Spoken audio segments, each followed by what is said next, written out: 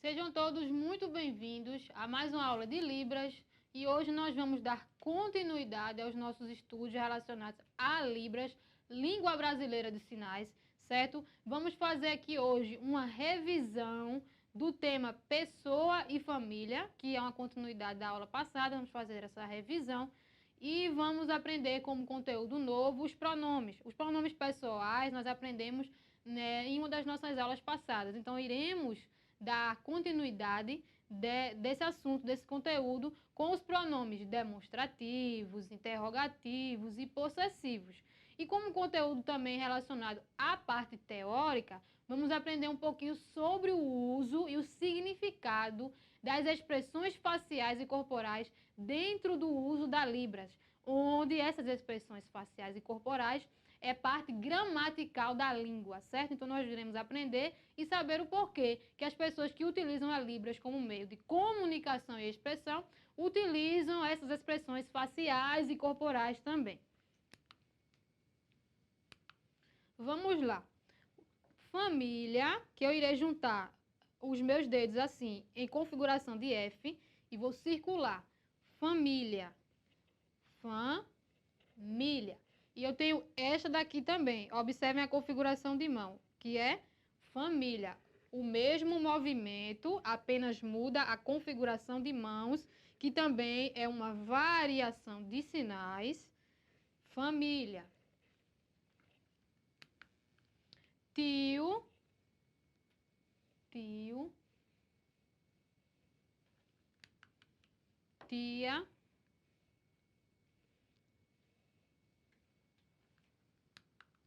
Primo. Primo, certo? Prima.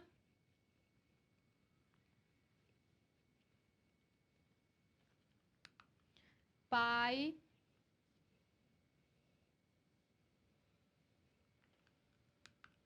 Mãe.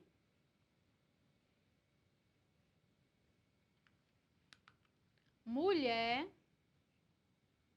Mulher. Homem.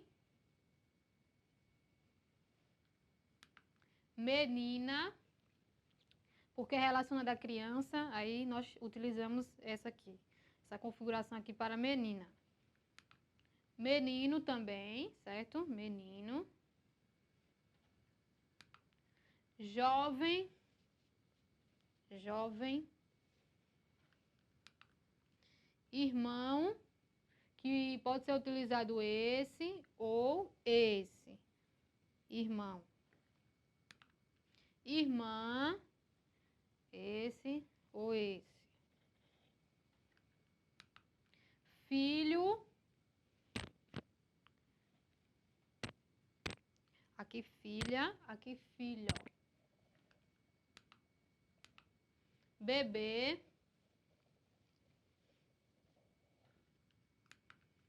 Criança.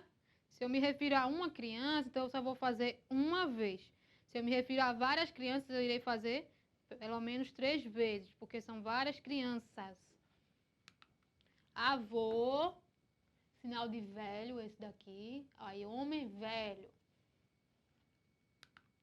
Avó, mulher velha também. Aqui nós temos cunhado ou cunhada, sempre utilizar o feminino e o masculino. Cunhada, cunhado, é o C. Casado, casado. Esposa, mulher casada, mulher casada. Então, é esposa. Marido, que é o homem casado, homem casado. Sobrinho, certo? Sobrinho, que eu posso fazer, né? Sobrinha, sobrinho. Nora, que é o N aqui, nessa região. Genro, o G. Padrinho, que é uma variação do sinal, que aqui nós utilizamos esse para padrinho e madrinha. Aí aqui qual a diferença? O gênero. Madrinha, padrinho. E esse aqui é a variação do sinal. E aqui temos outro também, né? Madrinha, que ela utiliza esse aqui. Aí aqui, sogro e sogra. Então, sogra, sogro. Solteiro, que é o S, circulando. Padrasto e madrasta, que é o pai 2 e a mãe 2. Então, o pai 2 é o padrasto e a mãe 2 é a madrasta. E o de lá é afilhado ou afilhada, certo? Aí eu vou utilizar novamente o gênero. Afilhada, afilhado. Gêmeos é a configuração de G. Gêmeos, namorado, aí novamente o gênero. Namorado, namorada. Noivo, que pode ser esse, também para o gênero, né? Noivo, noiva, ou esse aqui também, que é referente às alianças. Amigo, e se eu virar assim é inimigo, certo? Vamos agora para pronomes possessivos. Primeira pessoa, a configuração de mãos, ela vai ser aberta com os dedos juntos, que bate levemente no peito do emissor. Então, meu, minha, meu e minha. Seu ou sua, dele ou dela. Olha a configuração de mão, é um P, só que eu vou apontar. E esse aqui também pode ser utilizado tanto para a segunda como para a terceira pessoa do pronome possessivo também, só que eu tenho que me referir. Por exemplo, vamos dar aqui um exemplo numa frase. Minha mãe se chama Maria. Então, eu estou dizendo que a minha mãe, o nome dela é Maria. Então, é meu, pronome possessivo meu. Dele ou dela, seu ou sua. Se eu apontar para lá, que aqui a referência é Deus, então eu estou querendo dizer o quê? O seu amor é perfeito. Então, o amor de Deus, ele é perfeito. Seu amor é perfeito. Mas antes eu fiz o sinal de Deus. Então, eu tenho um referente, que é quem? Deus. Não preciso dizer assim, Deus, porque eu faço o referente. Seu amor é perfeito. Aqui também, como eu havia explicado, né? Para a segunda e terceira pessoa, a mão continua na configuração em P, mas o movimento é em direção à pessoa referida. No caso aqui, Deus, dele ou dela, seu ou sua.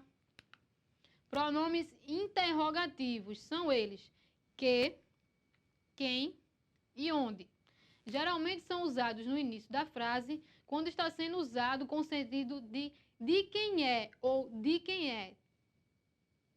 E são mais usados no final. Essas duas expressões elas são usadas no final, né? Quem é e de quem é. Quem é e de quem é. São mais usados no final da frase. E todos os três sinais têm uma expressão facial interrogativa, feita simultaneamente com eles. Então, você vai fazer aqui comigo, prestar atenção nessas expressões faciais, do uso desses pronomes. Então, quem, observa a expressão, quem, onde, qual, tem o uso da expressão. Ele é um fator gramatical, porque sem expressão nós não conseguimos expressar certamente o que nós queremos, certo?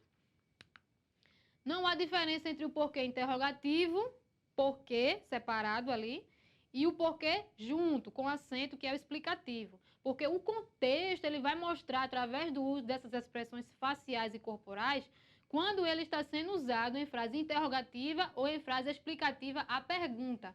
Então, como assim? Veja só, o contexto, tudo vai depender do contexto. Se for um contexto de uma pergunta, porque nós temos apenas um sinal para porquê. Então, eu vou utilizar o porquê tanto para a pergunta como para uma explicação, para uma resposta. O que vai definir é o contexto e também o uso da expressão facial. Expressão para quando, que é referido a dia. Para entendermos a expressão para quando, que é referido a dia, para entendermos melhor, Tânia 2007 nos esclarece que a pergunta quando está relacionada a um advérbio de tempo, na resposta a um dia específico. Por isso, há três sinais diferentes para quando. Um que especifica o passado, que é quando passado. palma da mão com movimento para o corpo do emissor. Outro que especifica o futuro. Quando o futuro, que é a palma da mão, com o movimento para fora do corpo do emissor. E outro que especifica o dia. Então, quando passado e quando futuro, que é o agora, que é o hoje. E esse sinal aqui é o sinal do futuro. Futuro. Pronomes indefinidos. Os pronomes indefinidos, ninguém, podem ser utilizados tanto para pessoa como animais ou coisas. Há o pronome ninguém, que é usado para pessoa. Nenhum, nada, é utilizado para pessoa, animais e coisas, apresentando o sentido de não ter, como reforço de uma frase negativa e vindo geralmente após o nada. Pode-se utilizar o pronome nem um pouquinho. A expressão de nada é usada como uma resposta para um agradecimento. Assim, o sinal nada pode se referir a uma pessoa ou coisa. Vamos entender a diferença? Temos esse nada, ninguém. Observe a expressão facial. Nada, ninguém, que está faltando alguma coisa. Para a pessoa, então, eu vou fazer o sinal de pessoa, nada, certo? De nada, por exemplo, obrigado. Aí você responde de nada. Obrigado, de nada. Nem um pouquinho. Você vai utilizar esse. E também é muito utilizado esse aqui. Aí faz uma expressão com a boca, que eles fazem. Nada. Certo? Pronomes demonstrativos e advérbios de lugar. Os pronomes demonstrativos e os advérbios de lugar têm o mesmo sinal. Somente o contexto os diferencia pelo sentido da frase acompanhada de expressão facial. Esses tipos de pronomes e de advérbios estão relacionados às pessoas do discurso e representam, na perspectiva do emissor, o que está bem próximo, perto ou distante. Estes pronomes ou advérbios, eles têm a mesma configuração de mãos dos pronomes pessoais, mão em D, mas os pontos de articulação e as orientações do olhar são diferentes. Quem citou isso aí foi Felipe, 2007, página 41. Então, aqui nós temos o exemplo. Este ou esta aqui. Aí nós vamos apontar, porque é algo próximo, é algo que está perto. Este ou esta. Aqui é um apontador para um lugar perto ou em frente do emissor, acompanhado de um olhar para este ponto. Então, este e esta aqui e essa e aí já é algo que está mais à frente um pouquinho, não tão perto. E aquele e lá já é mais longe, que se refere àquele lá. Eu trouxe aqui que na próxima aula eu tinha explicado essa campanha que foi feita na internet, agora no Setembro Azul, no Setembro Surdo, da legenda para quem não ouve, mas se emociona. Então significa o quê? Que a pessoa surda está lutando pelos seus direitos e ela exige legenda nos filmes nacionais, nos filmes brasileiros. Por que o uso da legenda? E por que não o intérprete ali fazendo a interpretação do filme? Porque o intérprete na interpretação do filme não iria ficar totalmente claro, porque tem as partes que os personagens estão ali, estão falando, estão interagindo. Então, como o surdo, ele entende a língua portuguesa, sua estrutura, sua escrita. Então, o uso daquela legenda ali no filme iria, claro, facilitar a sua compreensão, a compreensão dele no sentido de entender o que está se passando no filme. Então, foi feita essa campanha, ali nós temos uma pessoa sinalizando: queremos legenda nos filmes nacionais. Foi feita essa campanha, eles fizeram blusas, cartazes e espalharam e ainda estão lutando para isso. Então fica aí essa dica, essa informação muito importante para vocês entenderem a questão da legenda dos filmes nacionais. Vamos entender agora um pouco das expressões faciais em libras. As expressões faciais transmitem o estado emocional que o indivíduo quer comunicar aos seus interlocutores, dentro de um determinado contexto. Em uma comunicação não verbal, excluí-la comprometeria toda a intenção comunicativa.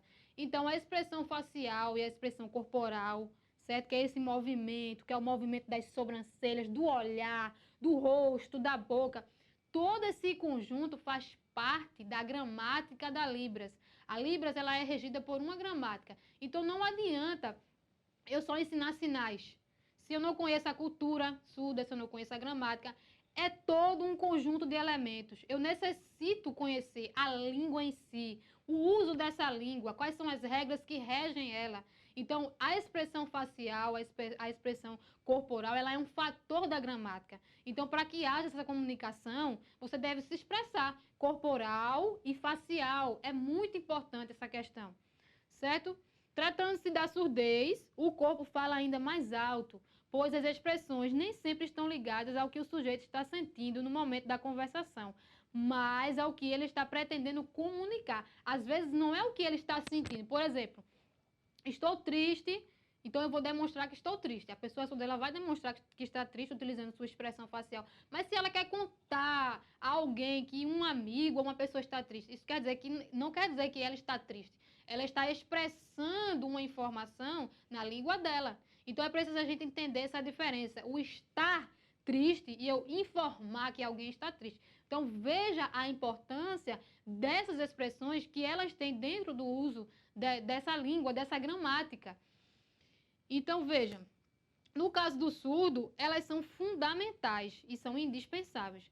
Mesmo, como já falamos, fazem também parte da gramática da língua, da sua sintaxe e da sua morfologia, bem como as expressões corporais estão para além das expressões da própria afetividade. Então, nós devemos respeitar essas expressões faciais do surdo, esses estados emocionais, para que haja de fato a comunicação, para que a comunicação ela aconteça, eu preciso entender, eu preciso conhecer a história do surdo, a sua cultura, a sua língua e entender e respeitar. Aí, além da felicidade, emoções que passamos sem palavras, por meio das expressões faciais, são o quê? São a tristeza, que é o sinal de triste, a repulsa, o ódio, o desprezo, a surpresa, o medo, a incerteza. Como poderíamos expressar tais sentimentos sem utilizar palavras? Então, ali ficou uma frase bem interessante. Os surdos e os bons intérpretes conseguem, de uma forma brilhante, expressar as coisas sem dizer, sem falar, porque é outro tipo de comunicação. Então, é muito importante você aprender, você respeitar, certo? Vamos fazer aqui a expressão de feliz. Então, eu estou feliz, feliz demais. Triste, que é esse sinal daqui. Triste, aí eu vou chorar. Então eu tô triste.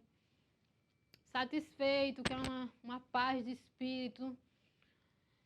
Bravo, que é com raiva mesmo, com ódio.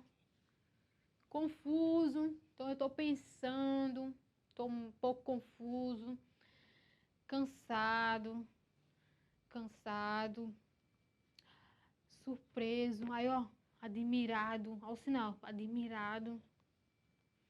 Irritado, né? Com raiva novamente também. Com aquela dúvida, ó, a expressão. Com aquela, meio que não gostei de algo. Vencedor, então ele vai vibrar. Ó o sinal, vencedor.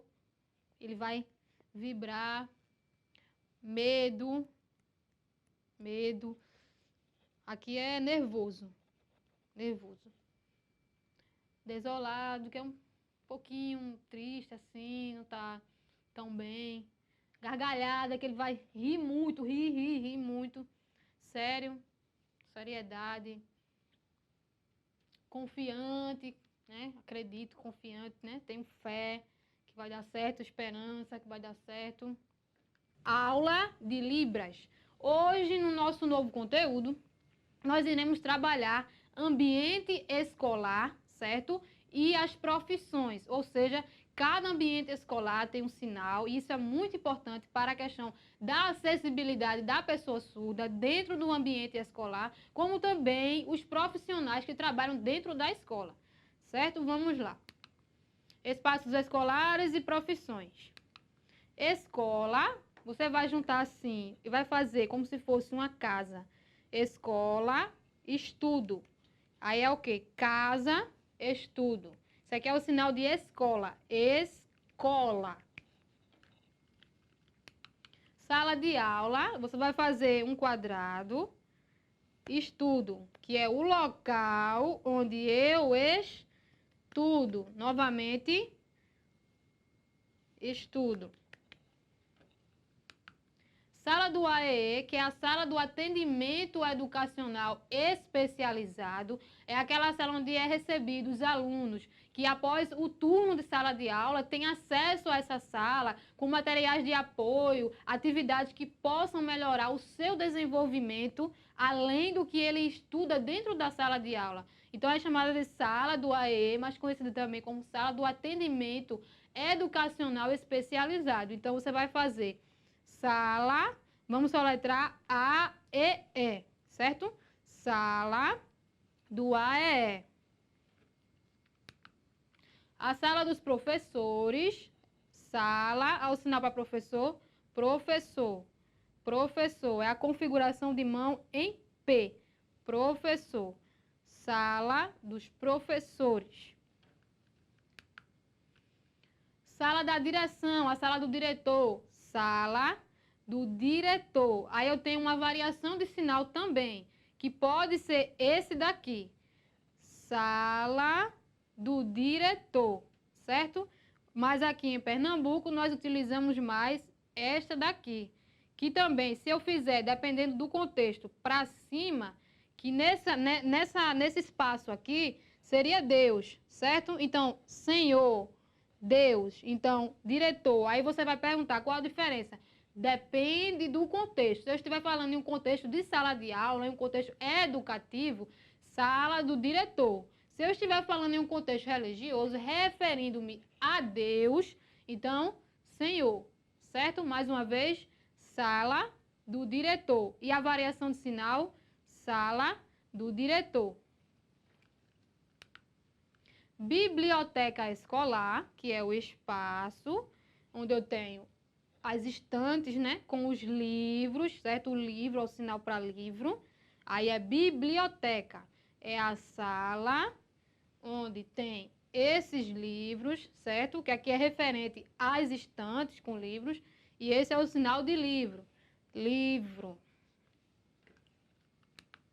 A cozinha das escolas, geralmente a gente tem essa cozinha nas escolas do estado, municipais, também nas escolas particulares, certo? Mas é mais uma questão explicativa para vocês entenderem, né? Os alunos que têm o acesso ao lanche, tudo, aí tem essa cozinha no ambiente escolar, que também é muito importante nós sabermos isso. Então, a sala, né, o local que se faz a comida, onde se prepara ali aquela comida, certo? Aí eu vou fazer esse espaço, sempre esse espaço, porque esse aqui ele delimita o local. Delimitei o local e fiz assim, que é comida, preparar. A cantina, que em algumas escolas tem, outras não, mas também a gente está mostrando aqui, que é o quê? O local onde a gente faz as refeições, é o sinal de comer em Libras, onde tem as mesas e as cadeiras, né, onde os alunos, eles sentam e fazem ali a sua refeição.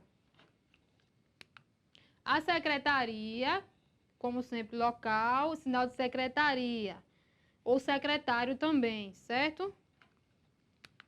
O banheiro, também temos a variação de sinal, banheiro, utilizamos muito esse aqui para banheiro e esse aqui também é banheiro.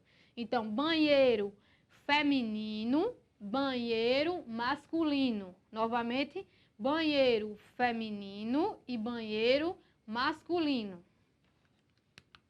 Quadra de esportes, que é essa daqui, assim. Sala de informática, sala de informática. O bebedouro, que eu vou fazer assim, que refere à água. Então, aperta aqui, tomo a água, certo? Isso aqui é o sinal de água. Sala da coordenação, que é a sala do coordenador. O coordenador.